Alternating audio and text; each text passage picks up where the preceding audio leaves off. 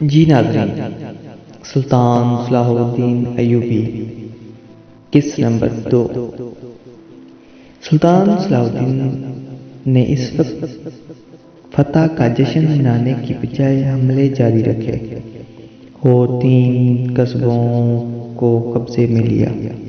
ان میں غازہ کا مشہور قصبہ تھا۔ اسی قصبے کے گرد و نواح میں ایک روز سلطان صلاح الدین ایوبی امیر جاول ازدی کے خیمے میں دوپہر کے وقت غنودگی کے عالم میں سو رہے تھے۔ سلطان نے وہ پگڑی نہیں اتاری تھی جو میدان جنگ میں سلطان کے سر کو صحرا کی گرمی اور دشمن کی تلوار سے بچا کر رکھتی تھی۔ ناظرین، خیمے کے باہر اس کے محافظوں کا دستہ موجود تھا۔ محافظ اس دستے کا کمانڈر ذرا سی دیر کے لیے وہاں سے چلا گیا۔ ایک محافظ نے سلطان کے خیمے میں گرے ہوئے پردوں میں سے جھانکا۔ اسلام کی عظمت کے پاسبان کی آنکھیں بند تھیں اور پیٹھ کے بل لیٹا ہوا تھا۔ اس محافظ نے باڈی گارڈ کی طرف دیکھا۔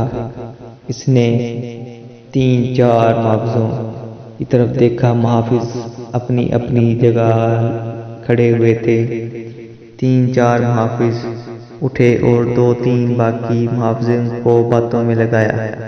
محافظ خیمے میں چلا گیا اور خنجر کمر سے نکالا، دبے پاؤں چلا اور پھر چلتے چلتے سوئے ہوئے سلطان صلاح الدین ایوبی پر حملہ کر دیا۔ خنجر والا حملہ کرتے ہی سلطان صلاح الدین کی آنکھیں کھل گئیں۔ یہ نہیں بتایا جا سکتا کہ حملہ آور خنجر کہاں مارنا چاہتا تھا، دل میں یا سینے میں، مگر ہوا یوں کہ خنجر سلطان کی پگڑی کے بالوی حصے میں اتر گیا اور سر بال برابر جتنا دور رہا اور پگڑی سر سے اتر گئی۔ سلطان صلاح الدین بجلی کی سی تیزی سے اٹھا۔ اسے سمجھنے میں دیر نہیں لگی کہ یہ سب کیا ہے۔ اس سے پہلے 2 ایسے حملے ہو چکے تھے۔ اس نے اس پر بھی ظاہر نہیں کیا کہ حملہ آور خود اس کے محافظ کی وردیوں میں تھے، جسے اس نے خود اپنی محافظ کے لیے منتخب کیا تھا۔ اس نے ایک سانس برابر بھی اپنا وقت ضائع نہ کیا۔ حملہ آور پر اپنا خنجر پھینکا۔ ایوبی کا سر ننگا تھا۔ اس نے بھرپور طاقت سے ایک پھونسا حملہ آور کو مارا اور اس طرح کرتے کرتے اس نے حملہ آور سے اپنی جان بچا لی۔ لیکن سلطان صلاح الدین ایوبی یہ بات سمجھ چکے تھے کہ یہ حملہ ان کی جان بھی لے سکتا تھا۔ سلطان صلاح الدین ایوبی کے دیکھتے دیکھتے باہر سے باقی محافظ بھی خیمے میں داخل ہو گئے۔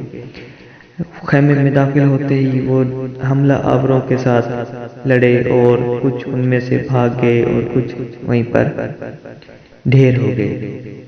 ایک ان میں سے بچ گیا، جسے سلطان صلاح الدین ایوبی نے پکڑ لیا اور اس کی گردن پر خنجر رکھ کے اسے پوچھا کہ تمہیں کس نے بھیجا ہے؟